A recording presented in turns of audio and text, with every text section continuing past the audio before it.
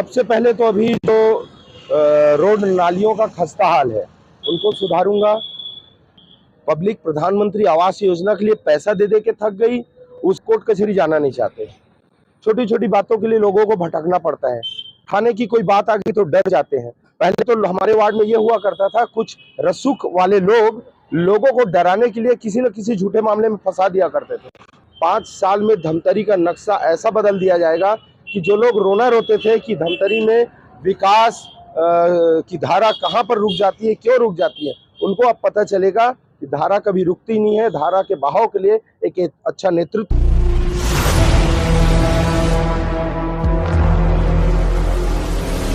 Road साफ सफाई, इसमें पहला मेरा महत्व रहेगा जी। मेरे लिए कोई मुद्दा नहीं रहेगा। जनता का क्या बात है उसको लेके चलूंगा और वो काम को मैं करूंगा। मैं आज 5 साल जो बीते हुए हैं इसमें साइन का बहुत बड़ी समस्या था, जिसको हम एक जगह बैठ के सुबह 9 बजे से 5 बजे तक पूरे जनता के लिए बैठे रहेंगे।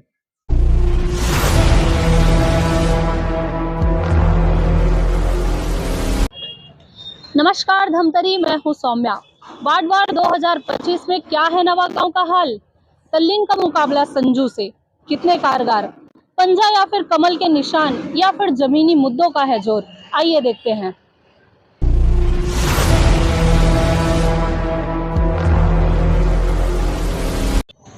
जी, आप बताएंगे, पार्टी ने भरोसा जताते हुए आपको टिकट दिया है, तो आप इसका श्रेय किसे देना चाहेंगे?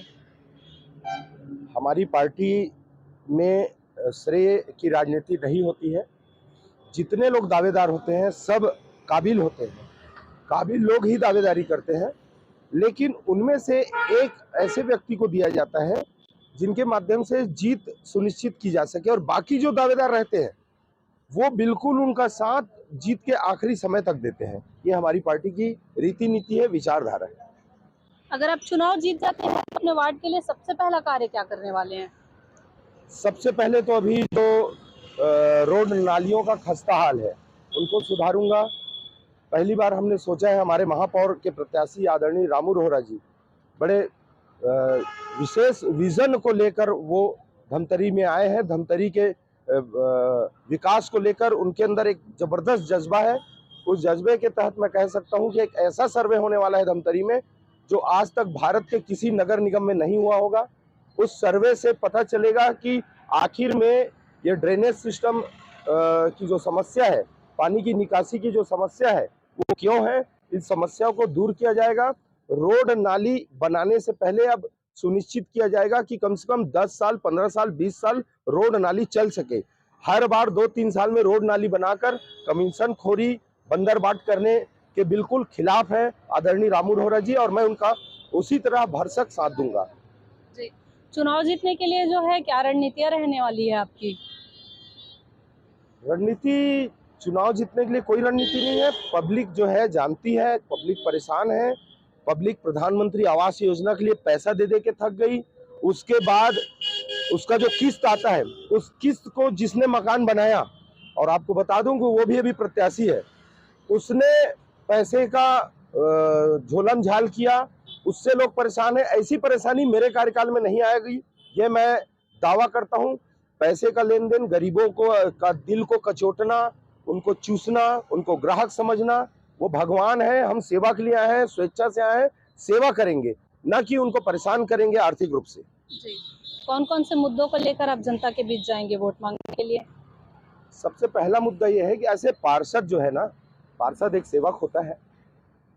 बिजली, पानी, प्रकाश, सड़क, निस्तारी, ये काम होते हैं। जमीन है अगर वहां पर सरकारी, तो विकास होता है, तो विकास भी कराएंगे। अगर जमीन उपलब्धता होती है तो, नहीं होगी तो ये भी प्रयास करेंगे गांव के लोगों के साथ मिल के बहुत कम दाम में गाइडलाइन के रेट पर जमीन खरीद कर विकास करेंगे।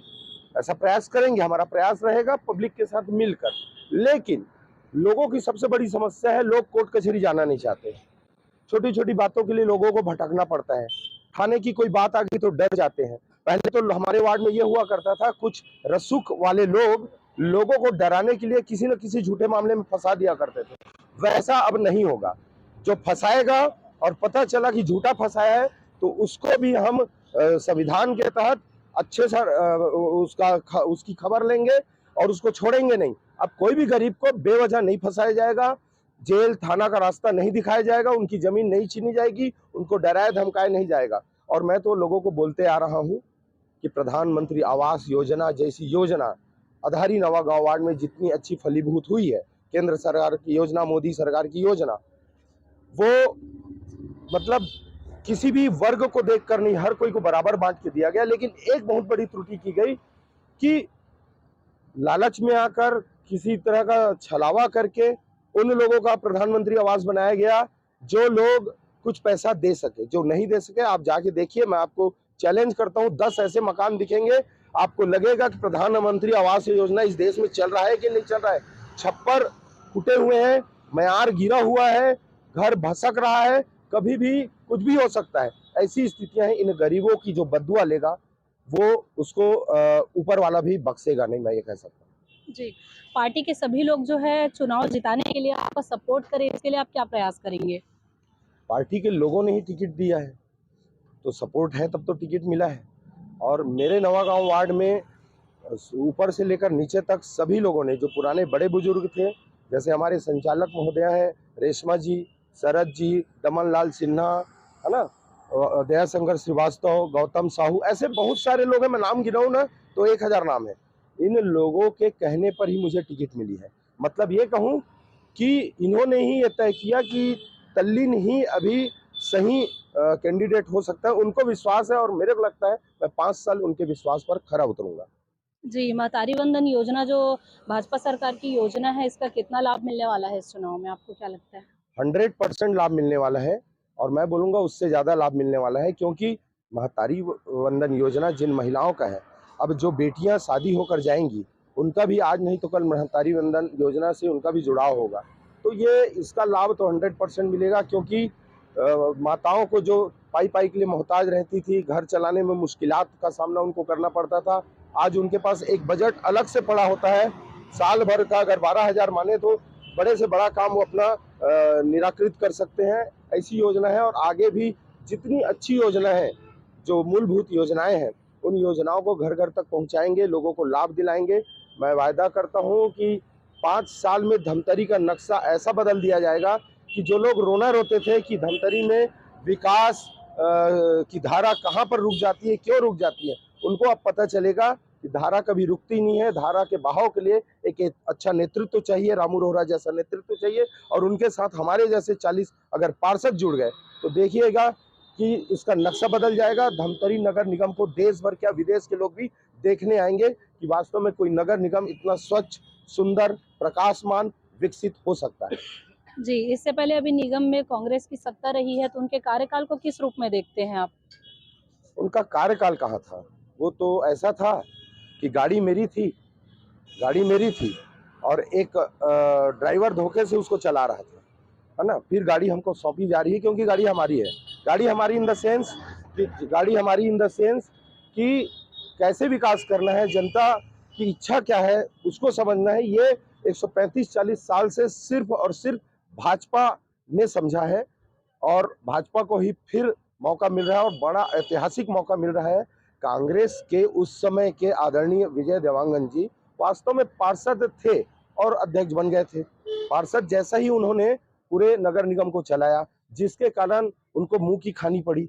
आज देख लीजिए, उनके पास इतने समझदार लोग नहीं है कि महापौर का फॉर्म भरते हैं और फॉर्म भरने के समय इतनी सारी त्रुटियां करते हैं कि उनको हाई कोर्ट तक राहत नहीं मिलती।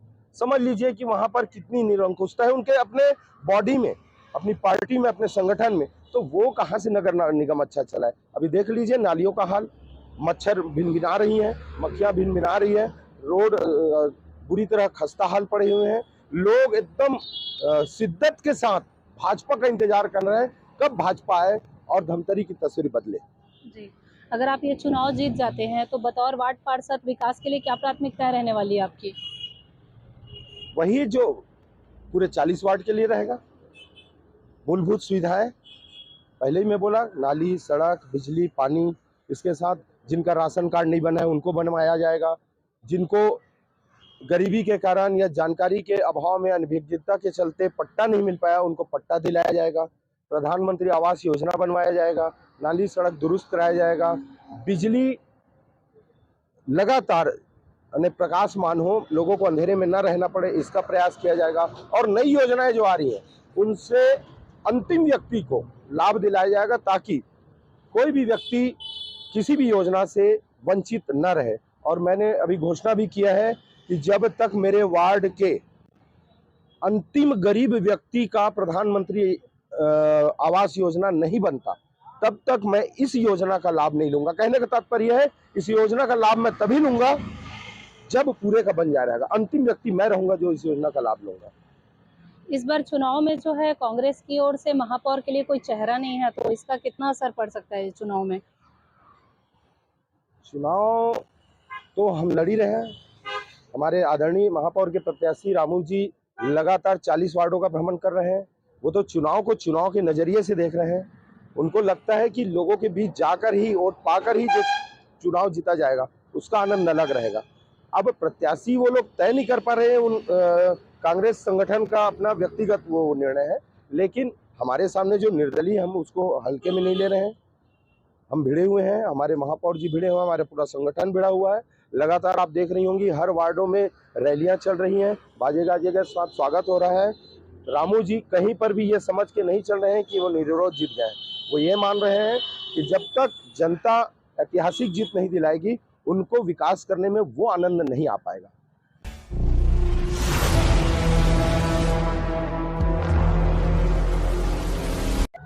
तो आइए चलते अब दूसरे प्रत्याशी से बात करते हैं और जानते हैं कि इस वार्ड में कितनी उनकी पकड़ मजबूत है।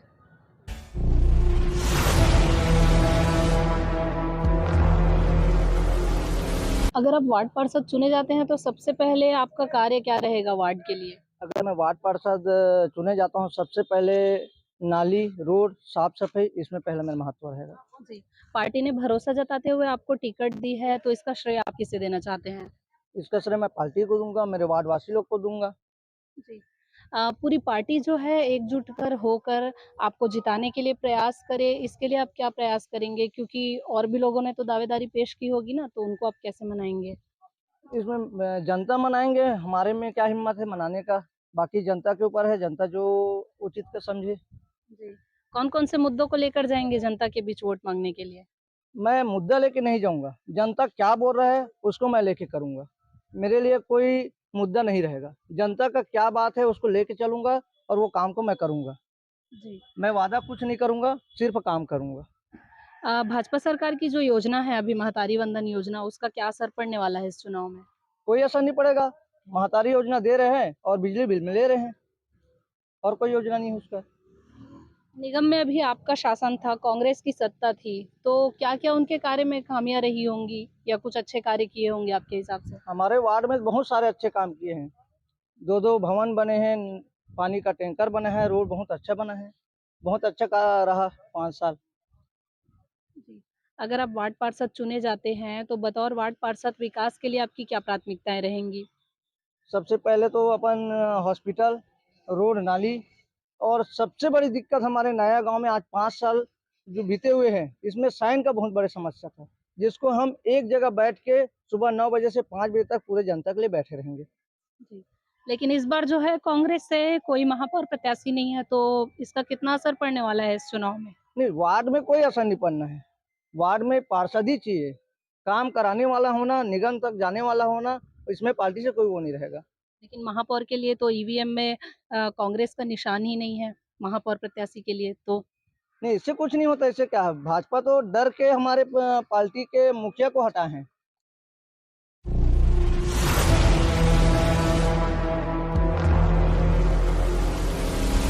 तो ये थी वार्डवार की स्थिति नवा गांव में। अब चलते हैं किसी दूसरे वार्ड पे।